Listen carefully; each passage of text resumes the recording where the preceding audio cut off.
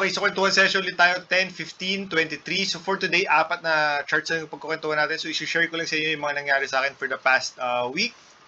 So ito yung mga recent trades natin. Tapos quick reminder lang guys, so if mapapansin nyo kasi sa social media, sa mga GCs, hindi active yung mga tao. So pilitin nyo yung sarili nyo na maging active pa rin sa pagsascan, sa pag-check ng news, ang PSE Edge. So dapat aware pa rin kayo sa nangyayari sa market. So itry nyo maging na in sync pa rin kayo sa market para naniniwala kasi ako na yung ganitong times is maraming opportunity. So dapat updated pa rin kayo sa mga news. Yung ganun. Anyway, so let's start. So for ACE-N, ito nakakatawa yung nangyari sa akin dito. Kasi nung nag 5 and below siya, so itong 5 and below, medyo namili kasi ako dito. So stress na stress ako dito nung last Wednesday, dito sa candle to. Kasi if mapapansin niyo, nasa resistance na siya. Ito yung resistance, so 5.50 area. But at the same time, yung chart ni ACE-N is lumalakas na rin. And at the same time, net foreign buy siya. So ito, parang hindi ako makadecide kung magsislice ba ako or magsisell all ako or i-hold ko lang dahil baka mag-breakout dahil kasi undervalued din naman si ACE-N. So parang last 10 seconds nung pre-close, so nag-decide tayo na ibenta lahat ng position natin. So sinuwerte tayo dahil after noon, nag-2 red candle siya. So medyo genius yung nangyari. Pero ganoon naman kasi yun, di ba? If the following day biglang nag-breakout pa siya, so ma-FOMO ka naman or may iiwan ka naman. So anyway, so medyo gamble yung ginawa natin. So nag-TP tayo kasi nga resistance na rin. So kahit malakas yung chart. So yun, eksakto lang na yung last 2 days is nag-pullback si ACE-N. So medyo genius yung nangyari. Anyway, so ito kaabang-abang to guys, si ACE-N. Kasi nasa isang malaking range siya, no? So tingnan natin kung magiging sa coming days is if magiging support na ba niya tong 5 pesos. Magre-range trade lang siya dito for a possible breakout. And at the same time, si ACE-N kasi downtrend to ngayon, no? So ang ayaw natin mangyari dito or ang binabantayan talaga natin is dapat hindi na siya mag-create ng new low. So ang pinaka low nito or yung parang pinakadulong support dito is around 4 point, kasi ang low nito is 4.55. So 4.50 yung parang magiging pinaka-support talaga ni ACE-N. So tingnan natin if sa coming days, dahil syempre may bagong gera ngayon, yung inflation and everything. So tingnan natin kung yung 5.50 area if magsusupport ba yun or bubutasin niya yun and gagawa siya ng panibagong low or ng new low. So kaabang-abang to guys si ACE-N sa coming days. Tapos yung next natin is si Home. Ito si Home, parang sinama ko to sa long-term port ko. So ito for me, very interesting si Home kasi if makita niyo yung high nito is parang nag 12 pesos yata to. Tapos per call, ang fair value nito is 6 pesos. And at the same time, if babasahin niyo yung report ni Cole, si Home, parang i-continue niya yung expansion niya for sa 2024. And at the same time, if you will base yung dividends niya at the closing price, which is 1.74, increasing yung dividends niya. So, nung 2020, if i-compute mo sa closing price today, ang dividends is parang 0.8 something percent. Nung 2021 is parang 3.03%. Tapos, nung 2022 is 4.4% yata. So, ito kaabang-abang to sa November kasi November yung disclosure for December's dividends.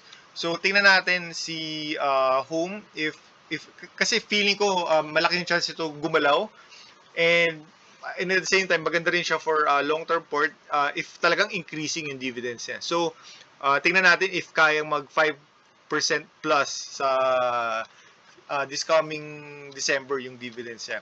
And at the same time, chart-wise, ang ganda ng chart niya kasi hindi na siya nag-create ng panibagong low. So if makikita nyo guys, nasa isang malaking range to. So if for trading, break ng 1.88 area, yung magiging interesting to, malaking chance na mag-rally. Or around pag binrake niya yung 2 pesos. Kasi 2 pesos, feeling ko malakas sa resistance yan kasi may confluence tayo ng MA200. So, yung dalawang area na yan na pagka nabutas with volume, malaki yung chance na mag-rally si Home. So, kabang-abang to kasi nasa malaking range lang siya ngayon, which is 1.88 area. Tapos yung support niya is around 1.50 area. So nasa isang malaking range siya. Tapos actually for the past 2 weeks maganda yung galaw niya kasi yung DB50 area is nagiging support na niya. So tingnan natin to if magko-consolidate lang siya dito sa area na to for a possible breakout if malaki yung dividends sa December, 'di ba? So kabang-abang din to si Home. So that's it for Home. Tapos ang next natin is Green. Ito purely for trading ko lang to. Hindi ko to syempre ilalagay sa long-term port dahil wala naman tong dividends. So for Green, if may kita ninyo, may drawing tayo dito kasi mahilig tayo mag-trade ng mga pattern, ng mga yung mga squeeze. So ito, tinrade natin to, tapos tight cut tayo.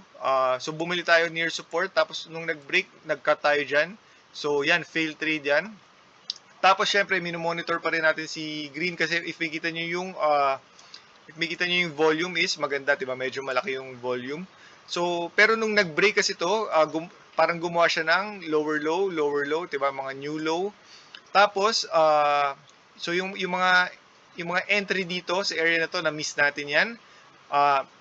Teka, lakihan natin ng konti. Na-miss natin yung entry dun sa area na 'yon. So, nakapasok tayo dito na sa flag na to or sa squeeze na to.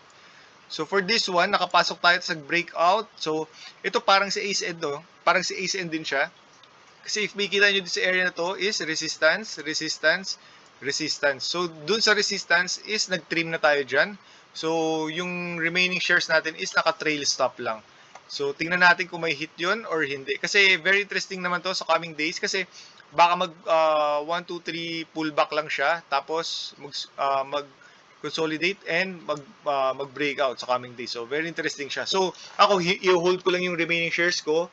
Tapos, kung mag-breakout, edi i-run ko lang. But, if may hit yung trail stop, so, parang, sinet ko kasi yung kalahati sa break-even. Diba? So, kung may hit yung trail stop ko, bibenta ko. So, kahit pa paano, may konting gain na rin naman tayo. Tapos, dito, maganda yung chart niya kasi it's above 10, 20, and 50 na. So, let's see, no, kung may lakas pa si Green sa coming days.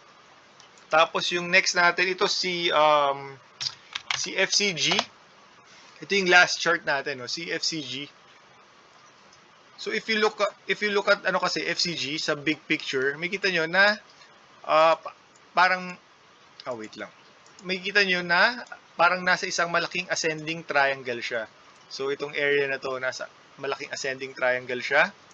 So, tapos dito sa area na to, nag-squeeze siya. So, ako, ang plano ko, ito yung isa sa mistrade ko to, no? So, ang plano ko kasi dito, actually, naka-GTC ako dito sa 0.71 saka 0.72. So, dito sa area na to. Pero, inalis ko. So, kung hindi ko inalis, malaking chance na ma-hit tayo.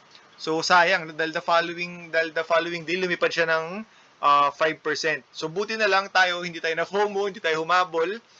So, kahit breakout yan, hindi na tayo syempre humabol kasi resistance na yan. If may kita ninyo guys, nasa resistance siya kasi ito yung previous support, tapos ito yung previous resistance, tapos nung nag-pullback, naging support, tapos ito nag-support, tapos nabutas, naging resistance. So, in-expect natin itong area na to is magiging resistance yan.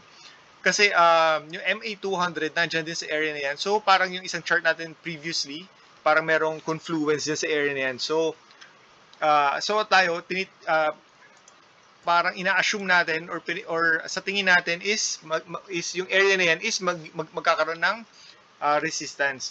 So, pero binabantayan pa rin natin siya kahit na mistrade natin to. So, bakit? Kasi kung nag-breakout siya dyan, tapos nag-pullback, pero itong area na to is nag-hold and nag-support. So, pwede tayong bumalik ulit. Ang problema, nung nauntog dyan, nung Thursday, nung Friday, parang nag-breakout na siya, pero ang daming sellers talaga. Kasi nga, syempre, nasa resistance na yun. So, kulang ng buyers, di ba? Hindi kinaya, hindi nag-support yung area na to. So, bumalik ulit sa ascending triangle. Pero ito, syempre, pag ganito, kailangan pa rin natin itong bantayan. So, tingnan natin if kaya niya butasin to sa coming days and gawing support itong area na to and mag-consolidate dito. So, pwede tayo pumasok ulit for a possible breakout kasi yung mga susunod na resistances medyo malayo na. Or pwede rin naman natin siya bantayan kasi pwede natin tingnan if babalik ulit siya dito sa support ng ascending triangle natin. So pwede tayong bumili ulit pagka malapit na dyan sa area na yan for a possible squeeze later on and a possible breakout. Anyway, so yun lang yung kwentuhan session natin for today, guys. So happy weekend. Bye-bye.